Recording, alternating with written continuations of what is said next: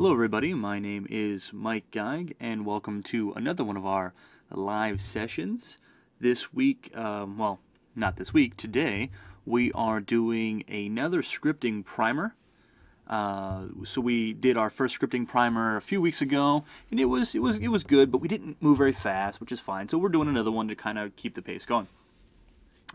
So hello.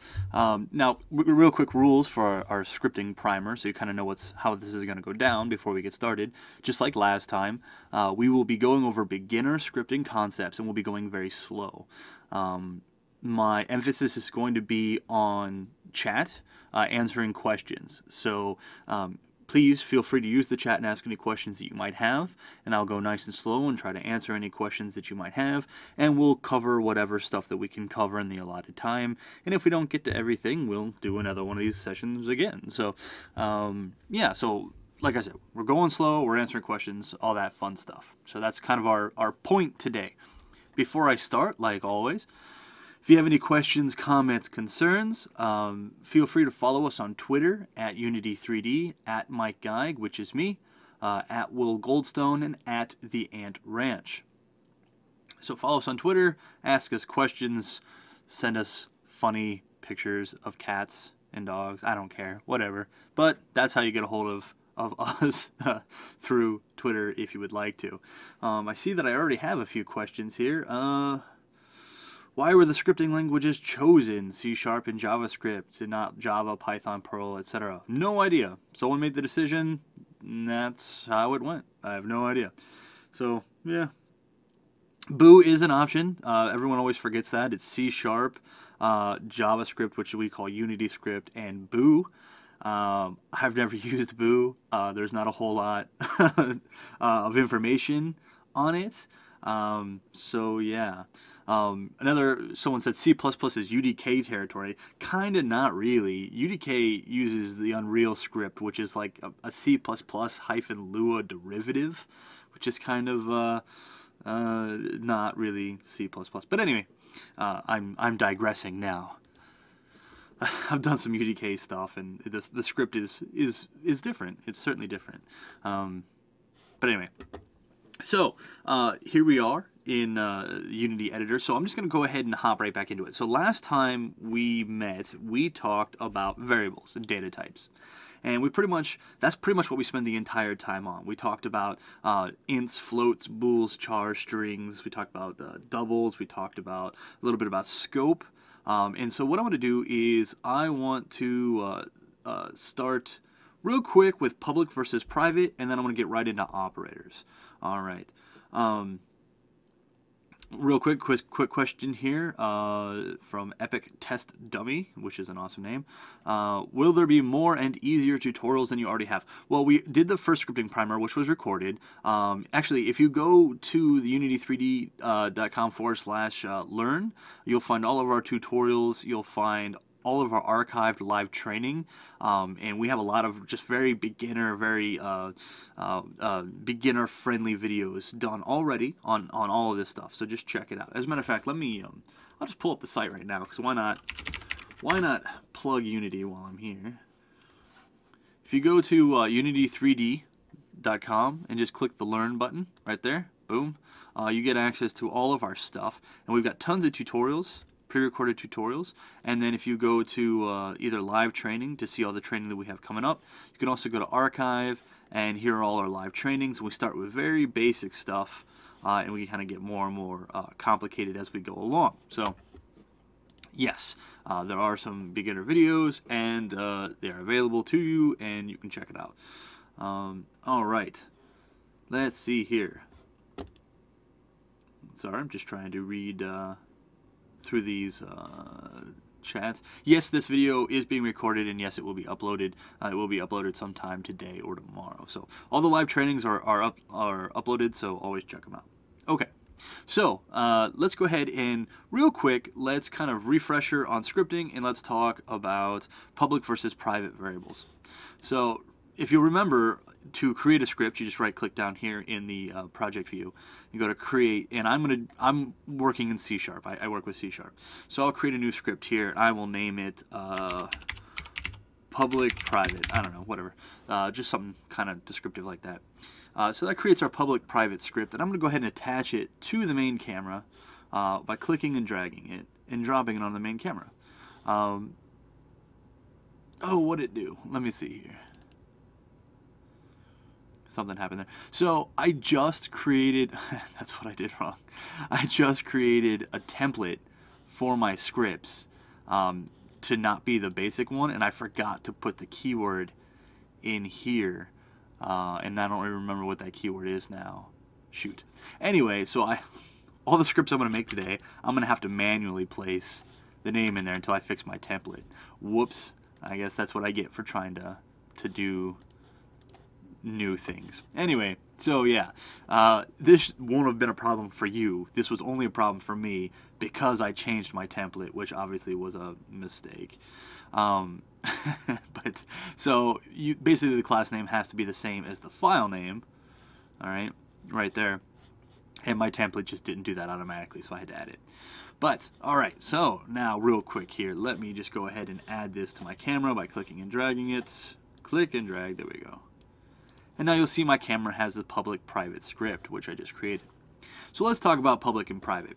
Public and private are for variables that belong to a class and not particularly any function, right? So if I were to put some variable inside the start method here, it would belong to start method and not necessarily to the class altogether. Only by declaring a variable outside of any function but inside of a class is that variable available to the class. And we have two types of access modifiers, is what they're called. One's called public and one's called private.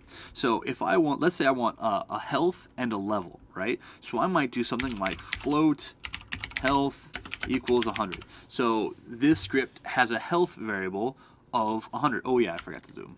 There we go. Has a health variable of 100. All right, and then let's say I want to do float level, and let's say this character or whatever is level 10. Okay, very simple. All right, these are both by default private variables. All right, private variables basically mean that these variables are only usable in this class. You can only access them between these two brackets. Anywhere else outside of the class, down here, up here, in a different script, anywhere else, you cannot access them. They are private. We do that for security reasons. We do that so other scripts don't accidentally change things and break your game, which wouldn't be very good. So by default, these are private. If I wanted to explicitly state that they were private, I could just write private. But writing private is not necessary because by default, they are private. Now, the opposite of that is public. So let's say I wanted health to be public. I could just write public right here. Public float health, all right? So it is a variable named health that is of type float that is public and is equal to 100, all right? What this means is I can access this variable anywhere I have an object of this class, right? I can put it I can access it from pretty much anywhere. Now, we're not going to really talk about that just yet because that's kind of an advanced topic, accessing one class through another and instantiation and all that stuff. That's really not important. The reason public is awesome for now, right, is because now that I've made this variable public, if I go back into Unity, if I look on my camera, you will see that health appears here in the editor. All right, what that enables me to do is that enables me to modify this variable through the editor, right? And those changes will take place in the script, right? So if I'm testing my scene and I'm like, oh, I don't really like 100 health, maybe I want 200 health or 300 health. I don't really want to have to go back into my script, change it, and then play my scene, right? I can do that here from the editor.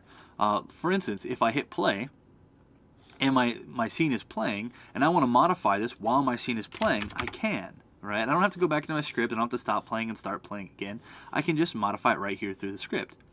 Now, like anything that gets modified while the scene is playing, as soon as I stop playing, it snaps back to what it was. But you can see how having it here in the editor makes it very nice for me to edit things and test things out without necessarily having to constantly go back to the script. some of the conversations going on in chat is about the fact that I did not put an F after my floats, which is this here. It is correct that you only need to put the F for floats if there's a decimal place. That being said, it is correct, the red pill, that you should put the F there. That way there's just no ambiguity. But there's really no negatives to not having the F if it's not a decimal. It's just one of those discipline things. You know, you don't have to have it, but you know, it's always a good idea. Okay, so that's my real quick spiel about public versus private. There are a lot of implications of public and private, but right now, if you're just learning to code, don't worry about it. Don't concern yourself with what that actually means. In your head, for now, just think private, it won't show in the editor, public, it will.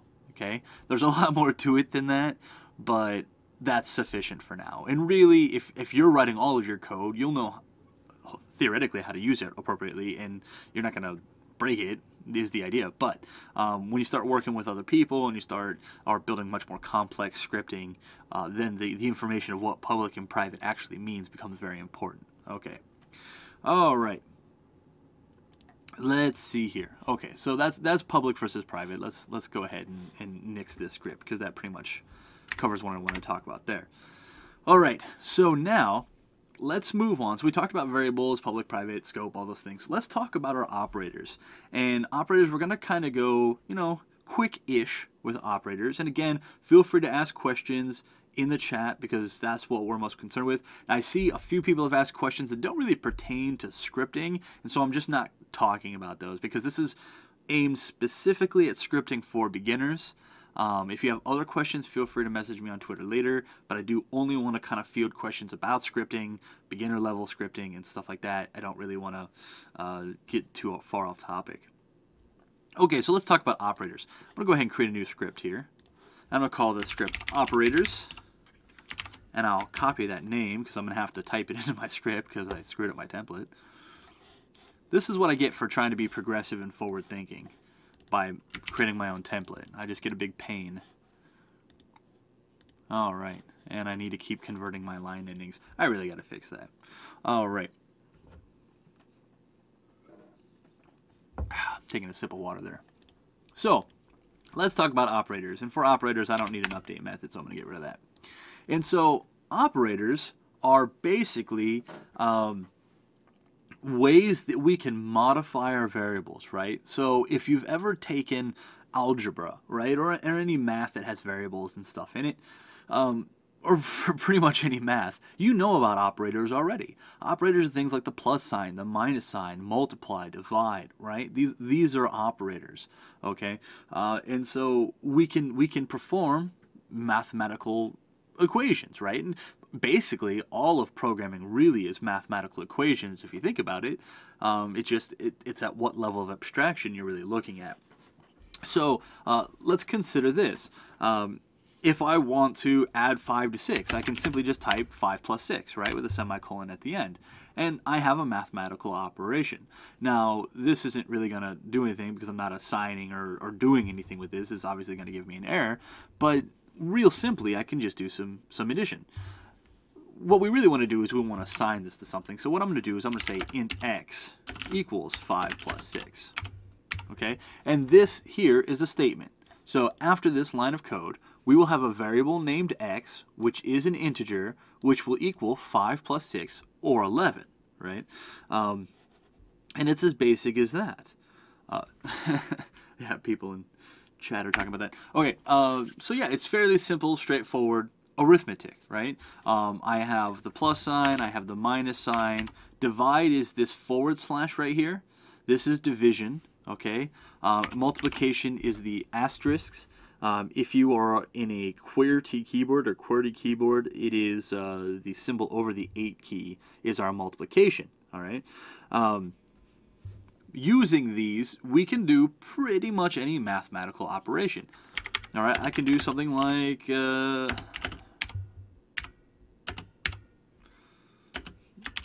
I mean, even like that, if I absolutely wanted to. Now, with complicated mathematical structures, we follow the basic algebraic principle. And what that is that parentheses come first, then powers, then multiplication, division, then addition, subtraction. So what is really going to happen here is we are going to get 5 times 6, all right, and then 6 divided by 5, the result of that divided by 2, the result of that multiplied by 2, and then we're going to take those two numbers and add them. Addition comes last, right? So basically, I'll get to modulus here in a second.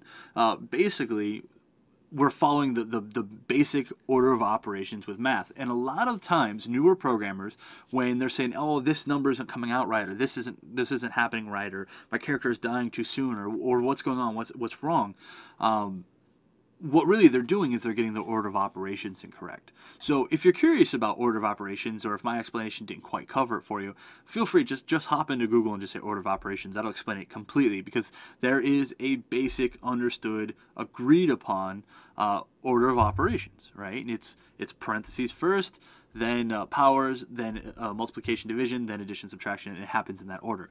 So for instance, if I wanted my 6 plus 6 to happen before anything else, I could simply put it in parentheses.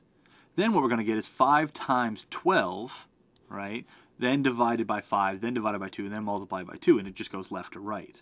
All right.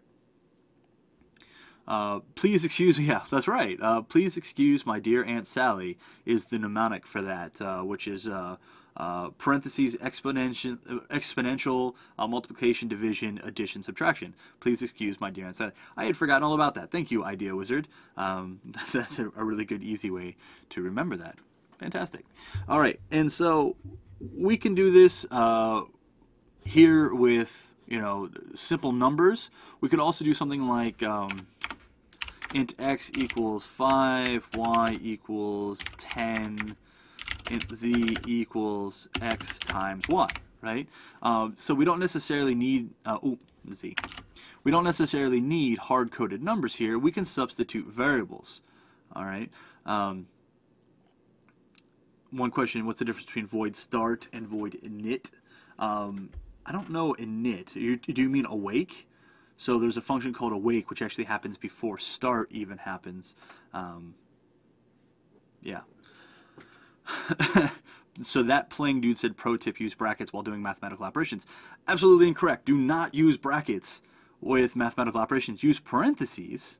Absolutely. Brackets, no. And I don't know if you meant brackets or meant parentheses when you said brackets, but these are parentheses and these are brackets. And we use parentheses with math and not brackets. Brackets would not yield you anything useful. So parentheses are useful when doing math. Okay, so we talked about addition, subtraction, multiplication, and division, right? So let's talk about one more, is the modulus, which some people had actually talked about in chat here, so I'll show you here real quick. And the modulus is kind of this unknown operator, the unknown operator of the modulus. It's surprising, actually, to me how many people, even are programmers, that don't know what the modulus is, and it's very important. The modulus is basically an arithmetic operation that does not return the result of division, but returns the remainder of division. And it's absolutely imperative to know, to use if you want to do things like grids, right? To know which row and column you're in. So for instance, if I wanted to know 10 modulus 3, all right, the modulus is the percentage sign. In C#, it's also that, I think it's the percentage sign in JavaScript. C++. I believe the only one that doesn't use the modulus, or percentage sign as a modulus, is VB, and I believe that just uses the word mod. I'm pretty sure. Anyway, most languages that I'm familiar with use the percentage sign as the modulus, and basically the result of 10 modulus 3 is 1. Because 3 goes into 10 3 times to make 9, with a remainder of 1. Okay? If I were to say 30 modulus 3, I would get 0. Since it divides evenly, right? 30 times 10, or 3 times 10 is 30, right? With no remainder, the result of this modulus operation is 0. Okay? This is very important for doing grid math, right? So basically, if we need to know which row we're on. Let's say I have something that has let's say I have something that's 3 rows of 10, 3 rows of 10 columns, and I want to know what row 11 is on. All right, so I would do 11 modulus 10, 10 being the number of columns, right? And my result is 1, right? So I'm on the first row. Obviously, computer science is 0 index, so the first row is actually row number 2 because 0 is the first row. So if this was like, say, 9, I would return 0, and of course I would be on the smaller one. So actually, no, that's wrong. I'm sorry. 9 modulus 10 is 9. Anyway, I'm getting kind of sidetracked anyway. But basically the modulus returns the result, not the result, the remainder of division. And it's a fairly important operation when we start doing grid stuff and whatnot. Okay, so these are arithmetic operators, all right? They're very basic: addition, subtraction, multiplication, division, parentheses, and modulus, okay? And we can use them in a bunch of different orders. We can mix and match them just to do whatever we want. Now let's talk about assignment operators, because there's a bunch of different types of operators. And the next type of operators is assignment operators. That's how items get values. And we've been using the most important assignment operator all along, the equal sign. The equal sign is an assignment operator, and that means it assigns a value to a variable. Values cannot get into variables ever without somewhere there being an equal sign, right? Because the values have to be put in there, right? Even like chances are, if you pass a value into a function and it comes back out of that function, or variable into a function and it comes back out of that function with a value, somewhere in that function they used an equal sign, the assignment operator. And the assignment operator works one very specific way. All right, it works left to right. So I would say x equals 8. That means the value of 8 is put into x. All right. I cannot say something like 8 equals x, right? Because 8 is a constant. I cannot take the value of x and put it into 8. That doesn't make any sense. All right. I will get to the differences between the equal sign and the double equal sign, but basically the single equal sign is an assignment, and double equal sign is an equality operator. And we'll talk about equality operators here in a little bit.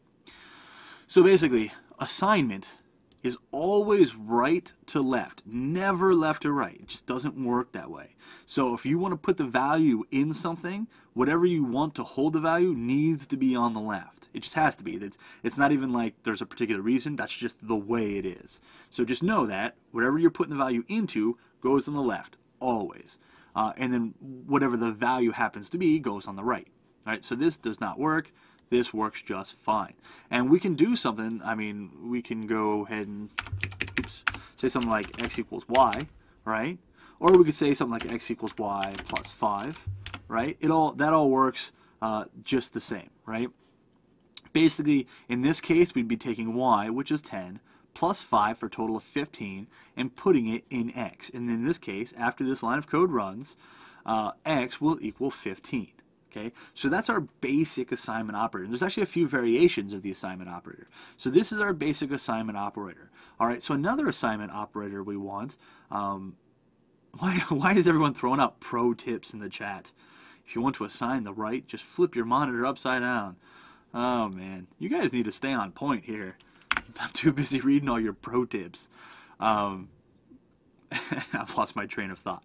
Okay, so that's one assignment operator. And then there are many other assignment operators, but they are all basically derivatives of the one assignment operator plus a little bit extra. So for instance, I have here x equals 5. All right, now what I may want to do is x equals 7 plus x. Right? Let's say I want inside x to be the value I currently have plus 7. I could type this x equals 7 plus x, or I could type x equals x plus 7, and that doesn't really matter. The order is irrelevant there, because the same thing, 7 plus x or x plus 7 is irrelevant.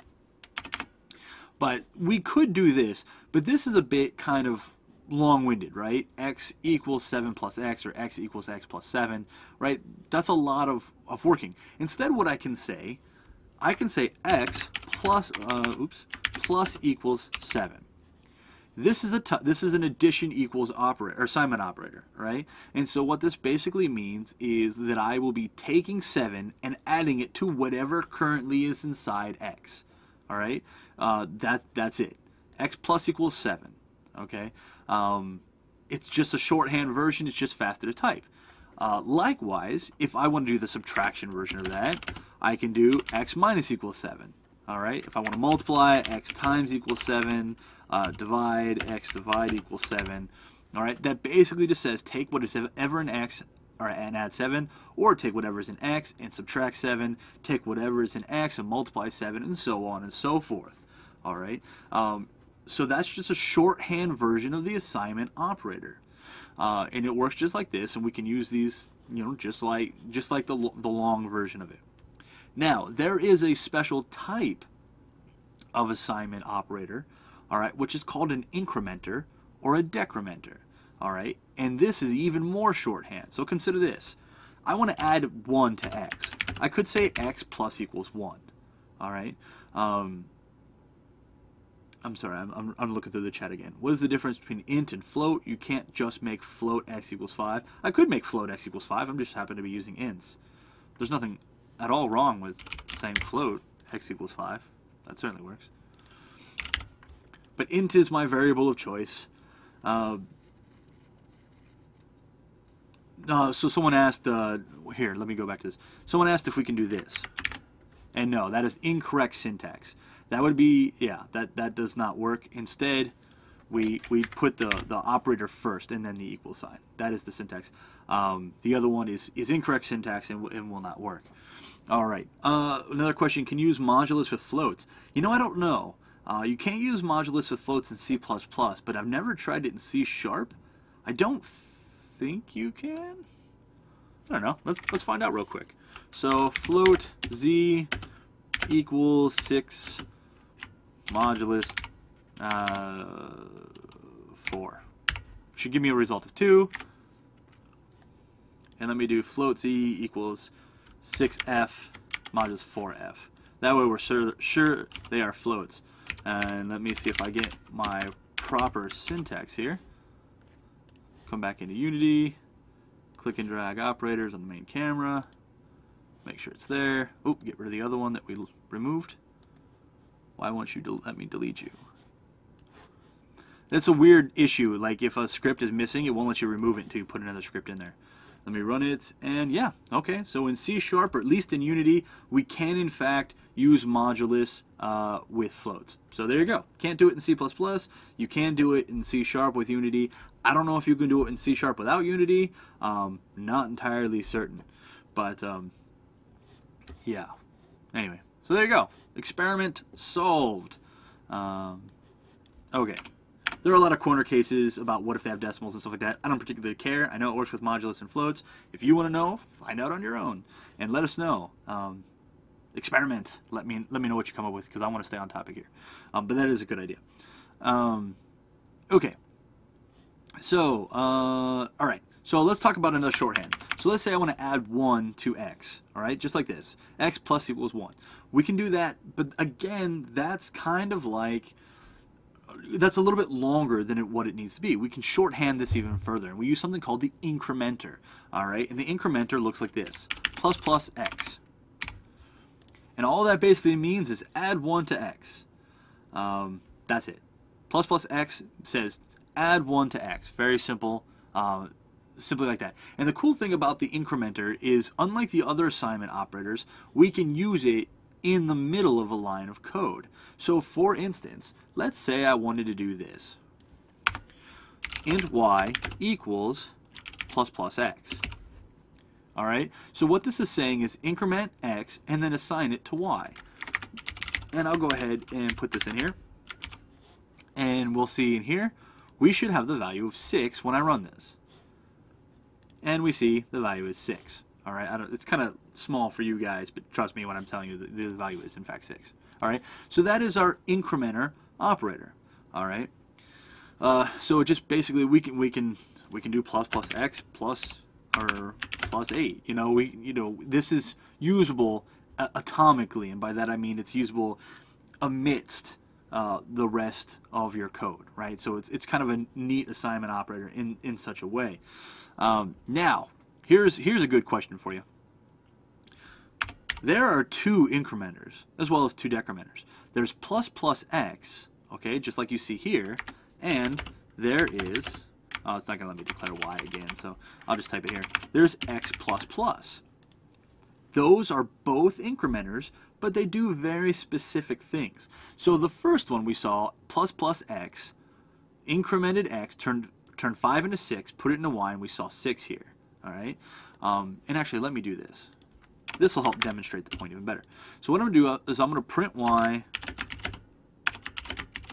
We can use the plus sign to add a string in there. So what this is doing is it's going to output y, and then it's going to output x. Okay? And so what I should see is it should say 6 comma 6. Or 6 colon 6. And it does. 6 colon 6. So y is 6 and x is 6. All right? Right there. Now, let's talk about x plus plus. This is post-incrementing. The other is pre-incrementing. This one's post-incrementing. So let's look what happens here. I'll go ahead and run this. And we see 5 colon 6. All right? So that gives us some insight into what's happening. I love those of you who are following along and giving the answers in chat before I get there. I'm just reading through it. It's like, yeah, man, why am I even talking? These guys got it.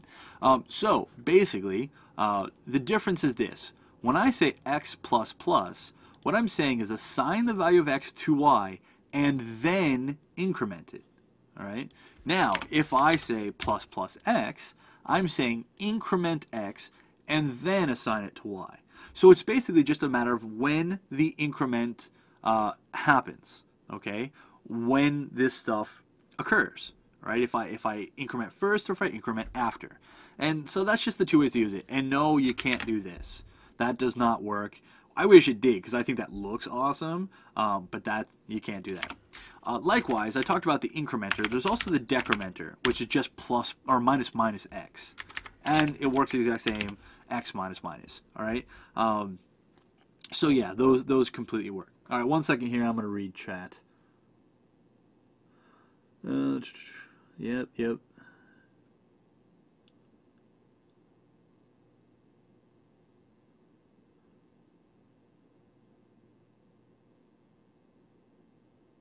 Okay, so anyway, yep, everyone's I'm just making sure we didn't have any questions. Okay, so that's our incrementer and that's our decrementer, and they work like assignment, right? Basically adding 1 or subtracting 1, but without the equal sign, all right, because they're basically just shorthanded versions. All right, so now let's talk about, yeah, I was quiet for a second because I was reading chat. I can't read and talk at the same time. I guess I'm not brained enough for that. But, all right, so let's talk about now the equality operators. So we've talked about the arithmetic operators and we've talked about assignment operators. So now let's kind of talk about equality here.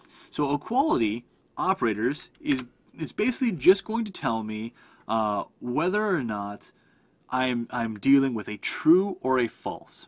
That's it. The only value that can come out of an equality operator is true or false. There's no arithmetic, there's no data, basically.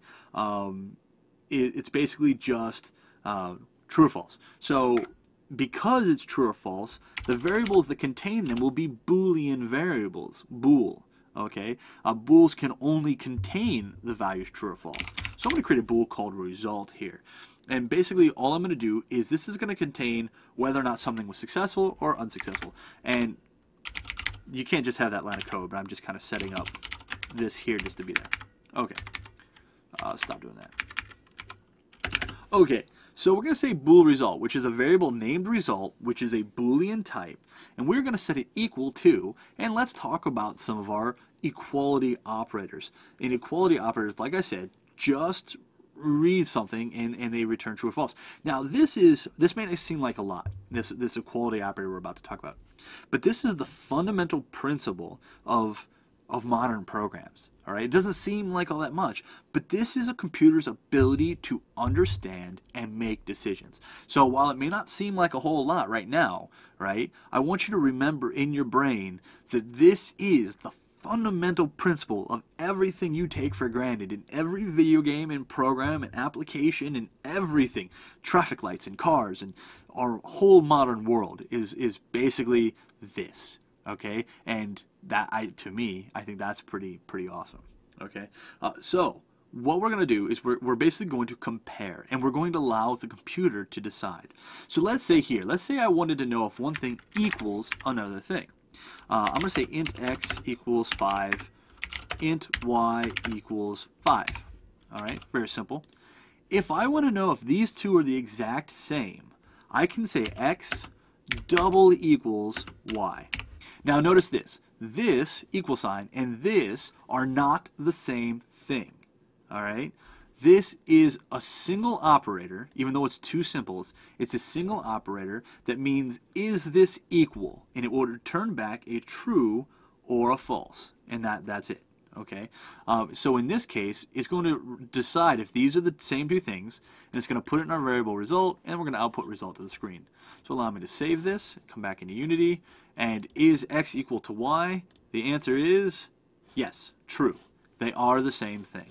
All right. Now, if y were to equal 15, I would see false. Just like that. Okay. The biggest problem I see with most people, the biggest issues they have, the mistakes they make, is they say something like this. This does not work. All right? It might run, okay, but it's not giving you what you want.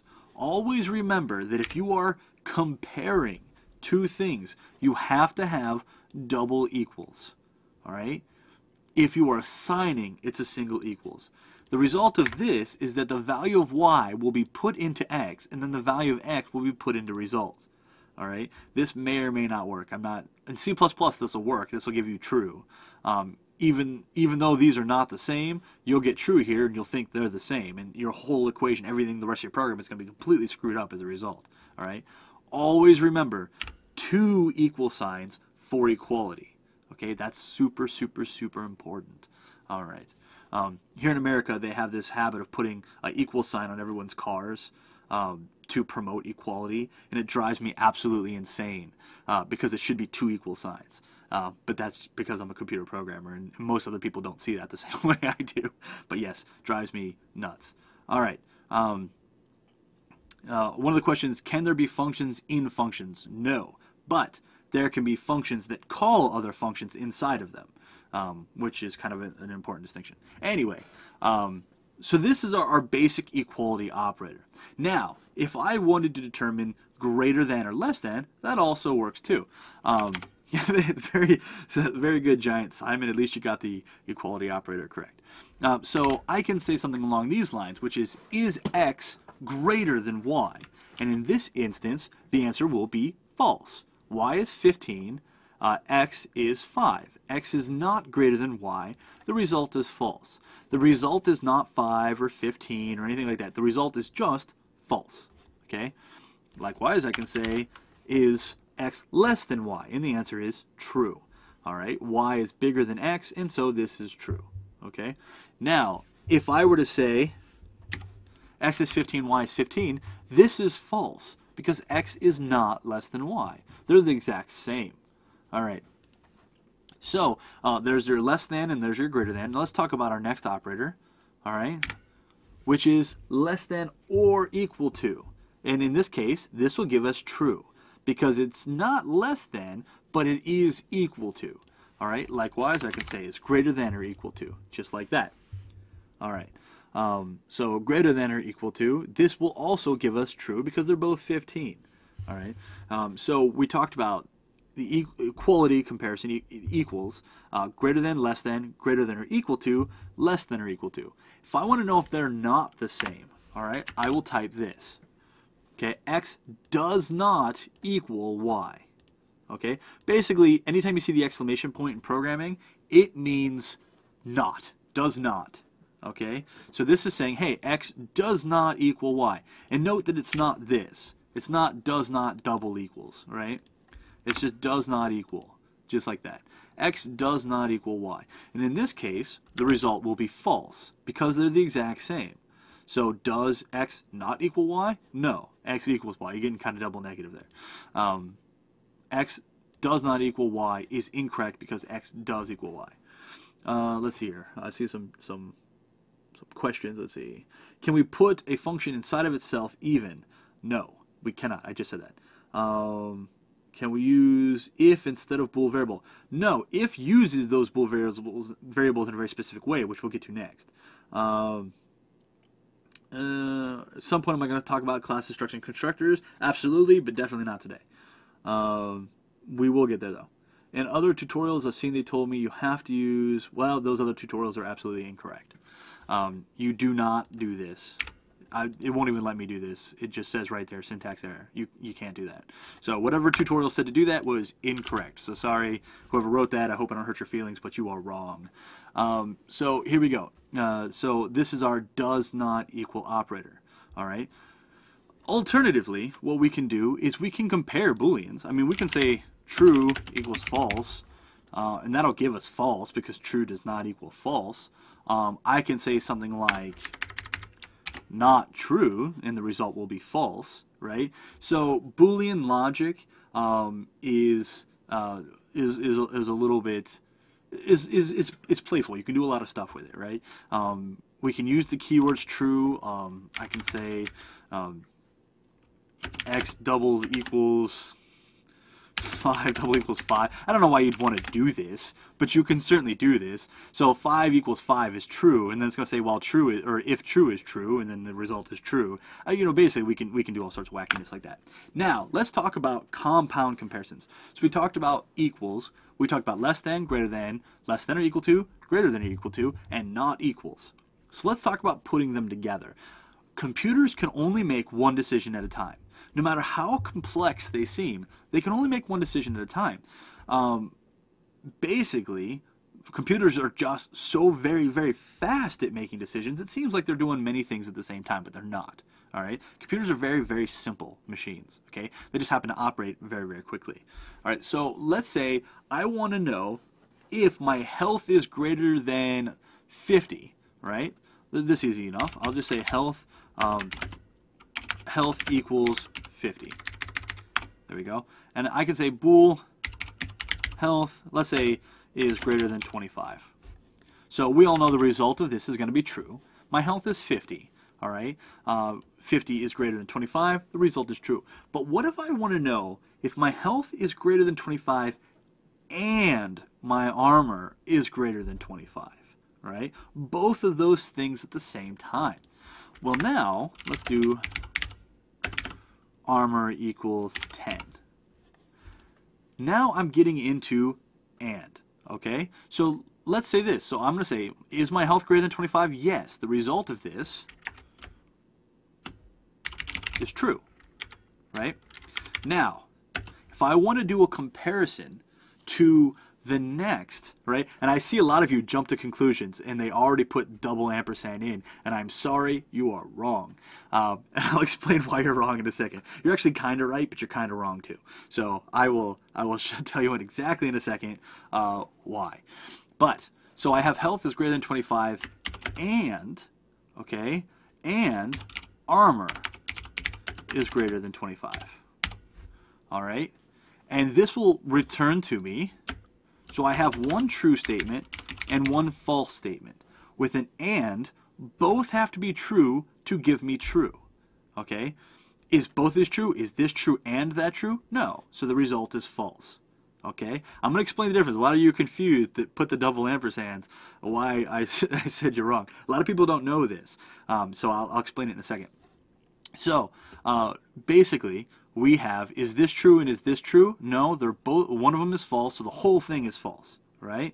Now, if I were to say is less than 5, that becomes true, and the whole thing gives me true. True and true is true, okay?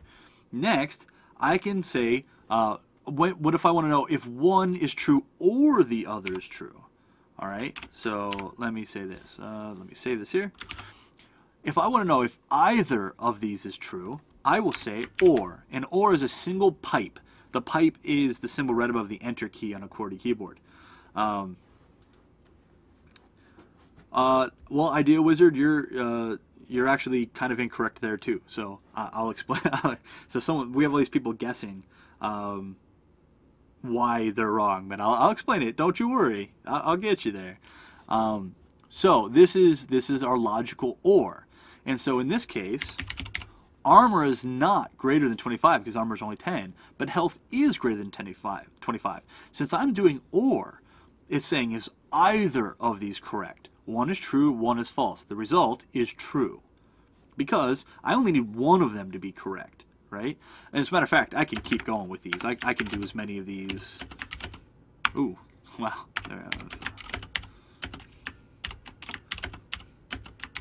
I mean, I can stack all this stuff as much as I want with these logical operators, really. And basically, it'll just keep finding out the true or false and then doing these comparisons and stuff like that. Another question is, can you do result is greater than 20, result is greater than 10? Oh, well, that's with if statements, so I'm not quite getting into those yet. So here's the deal. This is why, this is the difference why everyone uses the double ampersand and the single ampersand and stuff like that. So let me rearrange this here. I'm going to say armor is greater than 25 and health is greater than 25. Now, the result of this is false, okay? Because this is false and this is true. The result of an AND is false. If one is false but the other one's true and I need both of them to be true, the whole thing becomes false. Here's the difference. This is why a lot of you use the double ampersand, and I always use the double ampersand too, but it's important to know the difference. In this case, this is compared, and we come up with a value of false, and then this is compared, and we come up with a value of true. So it compares this, and then it compares that. So you'll notice this. It compares this value even though it doesn't have to, because this one's already false. So no matter what, it doesn't matter if the cure for cancer is here, all right? It's false. The whole thing is false. It does not matter what the second line or second thing is, all right? But we're comparing it anyway. When we use a single ampersand, if we use a double ampersand, this is called a short circuit operator, okay? What that means is this. If this is false, we don't bother to compare the second one. It's slightly faster, ever so slightly faster. All right, yeah, cure for cancer, have health greater than 25. This is ever so slightly faster because if this is false, we ignore this next one, we save ourselves one comparison, and our program is minusculely faster. And there's really no downside. There's almost no downside to using your double ampersand, right? Because it's just basically faster, right? The only reason we would ever want to use the single ampersand over the double ampersand is if we were doing something in here like health or plus health is greater than 25, where we're modifying this value, so we want this to run. Even if it's wrong, we want it to run because then it's incrementing, right? But if you're doing that, you're getting into some really bad coding structures anyway. Basically, it's entirely up to you, but it's generally 99% of the time better to do double ampersand, all right? But if you have something crazy in mind that you want to try out with a single ampersand and doing some other calculations in here, go for it. I'm not going to stop you, right? Absolutely go for it, okay? So now let's talk about the OR. And let me come back here and let me say health is greater than 25 or armor is greater than 25. Okay, in this case that's false and this one is true. Now, since this one is true, the whole line is going to be true no matter what, because or only one of them has to be true. Okay, so by having this, right, we don't bother to compare the second one. All right, and that's the key there. We don't bother to compare the second one, and so we can ignore that. And Idea Wizard, you said both are true simultaneously, and that's not quite correct. One is where it'll skip the second comparison, which is what's important. So yeah, double pipes here means if this is true, we do not bother to compare the second one. So you will always see me do doubles. Double ampersands, double pipes for the short circuit and the short circuit OR. All right? but realistically, they're not the logical and and or, they're the short circuit and or. And that's our big difference. Okay, so a lot of people don't know that. So of all those people that don't know that, you all know that. So haha, +1. You can now beat people up with your brains. There you go, because you know stuff. Yes, very important stuff. I've seen it asked actually in job interviews and stuff. So there you go. Now you are armed with knowledge for job interviews or whatever. I don't know. It'll probably never come up. But if it does, you'll feel like a genius. I keep waiting to be on a game show and have someone ask me that, and I'll know the answer and win $1 million. And I know that'll never happen because I don't go on game shows, but hey, a guy can dream. Okay, so those are pretty much all of our logical things. Okay. Oh, and check this out too. I can also do this. Let's say I'm doing this. All right, and this is obviously false, right? Because health is greater than 25 is true, armor is greater than 25 is false, so this whole thing becomes false because we're using and. But what if I were to do this? Put that in parentheses, and then put an exclamation point there. Now the result is true, because this equates to false, and then it gets flipped by this because that means opposite. So now I have a true and a true, right? So yeah, we can do a lot of stuff, right? But basically that's kind of what we're dealing with, right? So this just flips it. So if it was true, it becomes false. If it was false, it becomes true. And then the result of this whole thing will be true as a result. So yeah, anyway, a lot of stuff we can do there. Just kind of an FYI, just so you know. All right, I got a little bit longer. So let me start if statements, and then we'll kind of trail off there. So if statements kind of expand on this idea of binary logic, which is your true or false booleans, right? And allow the computer to actually fork the code path, right? So what we have right now is the code starts here in our start method, right? And it goes sequentially down every line of code. And then when it hits this bracket, it exits, right? So yeah, you know, it's very basic code progression. And up till now, every line of code is executed in order. And our if statement gives us an opportunity to change that. It gives us the opportunity to have specific code paths, some that execute and some that don't. Right? We call this logic forking, and it basically gives our computer the ability to make decisions that matter. Right? Because right now, these decisions that the computer is making don't matter.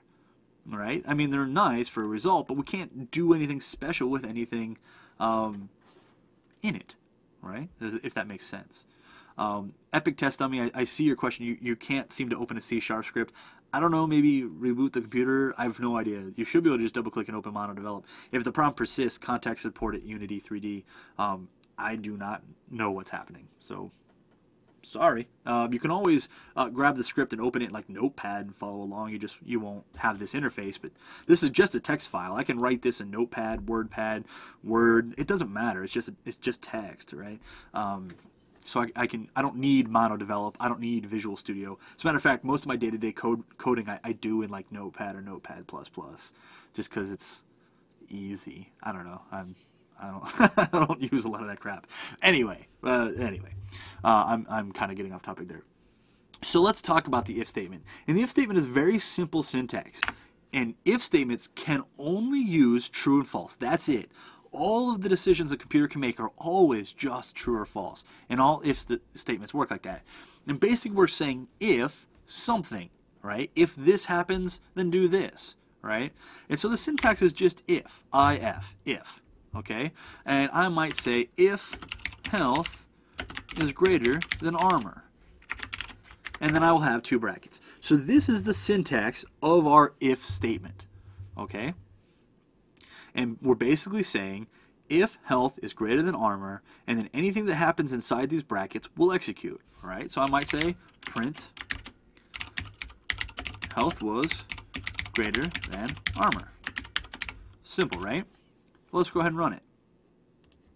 I'll come back here in Unity, I'll run it, and I will see health was greater than armor, okay? We have this special line of code that allows us to do that. Now, what if armor was 100? Now, this will equate to false and not true, and this will not execute. So let's try it. And I see nothing here. All right, so our code, this is brand new. If you've never written an if statement, this is completely new to you. Basically, you just wrote code that sometimes does not execute. All right, that may not seem all that important, but that's very, very, very important. Imagine if you opened up an application on your phone and it ran every one of its processes and lines of code at the exact same time. All right, that would not be very helpful at all. All right, we need if statements to do all this stuff. Question, when would you compare to see if health is greater than armor? I don't know. This is just an example. I'm not saying it's a good example. It's an example. While we're here, real quick, while we're still talking about this, let me point out one of the issues that you might have. All right. If health equals armor, print health equals armor. All right? So we should not see health equals armor, right? But I'm going to run this. Oh, you know what? That's unfortunate. I was hoping it wouldn't give me an error and it would just show me health equals armor, but Unity was too smart for me. Oh well. I was trying to be sly, okay? But we're going to see this error. Cannot implicitly convert type int to bool, all right? And I'm sure some of you might know why this is happening. Some of you might not know why this is happening. But we're seeing can't convert an int to a boolean, all right? And the reason is that we are using a single equal sign here. This is that mistake I told you would all make. I still do it from time to time. Everyone has this issue from time to time. But you have to be very careful that what we're basically doing is we're taking armor, which has a value of 10, and setting it equal to health, which now has a value of 10. So 10 is in here, not true or false, and if can't evaluate to 10, right? Ifs can only evaluate true or falses, all right? If I was doing this in C++, I would just get true, and it would say health equals armor, even though health does not equal armor, right? And I'd be like, why is my code not working? This computer is stupid, but it's not the computer's fault. Remember this, it is never the computer's fault. If you think the computer is stupid, perhaps you should look in the mirror, because a computer can only do exactly what you tell it to do. So if you break it, then it's you that broke it. So always remember, double equal sign inside an if statement, all right? And now we won't see anything, and nor will we have an error, which is nice. All right, so no, we don't see anything, we don't have an error. Now, I could say, what if I were to get crazy like this? So we know that's false, health does not equal armor, but I throw an exclamation point on there. So now we're saying, does health not equal armor? So we get weird with it, and we hit play, and we should see health equals armor, even though it doesn't, but we threw the not sign in there. So we can stack all the same logical operators that we looked at before. I could say, does health equal armor, or, okay, is health greater than 30? So think to yourself real quick, this is test time, all right? Will this print to the screen or will this not print to the screen? Really think about that. I'm saying if health equals armor or health is greater than 30, will this print to the screen? Will this not print to the screen? Well, let's go ahead and try it and see if you're right.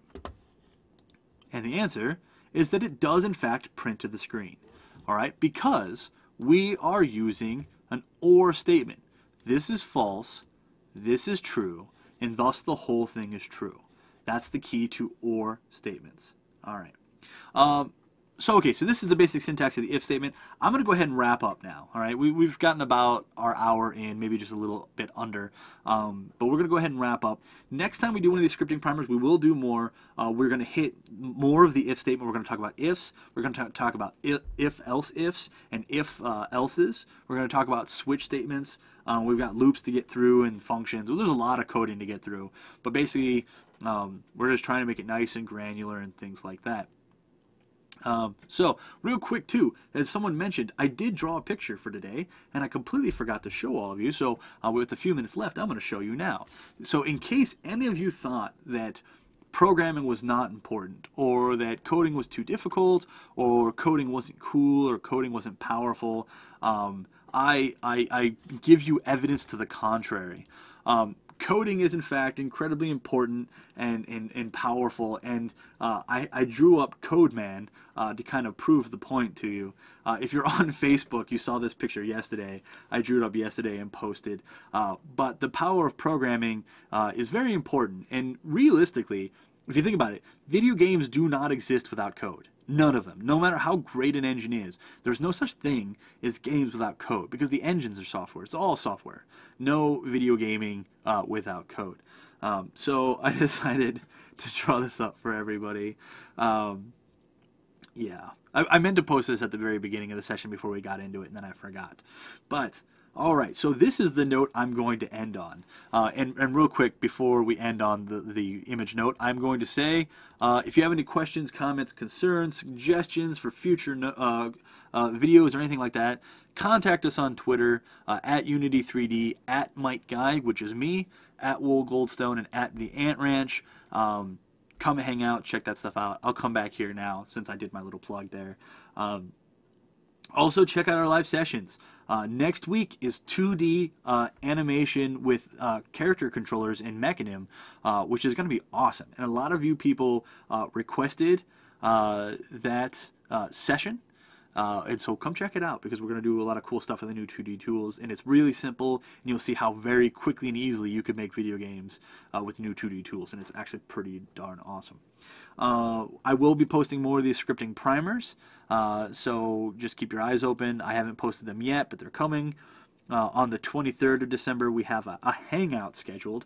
I don't know how that's going to go, but basically there's no agenda. We're just going to hang out, and I'll answer any questions you have, and then we'll take a little break for the holidays. So thank you all for coming out to watch the coding primer, scripting primer here. If you have other questions, please feel free to contact me, and I will answer them as best as I can.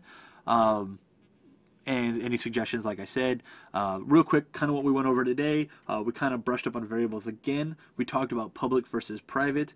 We covered all of the operators. We talked about arithmetic operators, assignment operators, equality operators, and logical operators. And we did a little bit of if statements, which we will elaborate more next time we meet. So thank you all very much for attending. If you have further questions, like I said, contact me or look online. There's so many really good resources available to you to learn scripting, to learn Unity and stuff like that. So yeah, feel free to check it out. It's pretty awesome. Anyway, that is going to cover it for me. And if you have anything else, you can hit me up on Twitter. And otherwise, I want you all to have a very fantastic week, and I will see you Monday.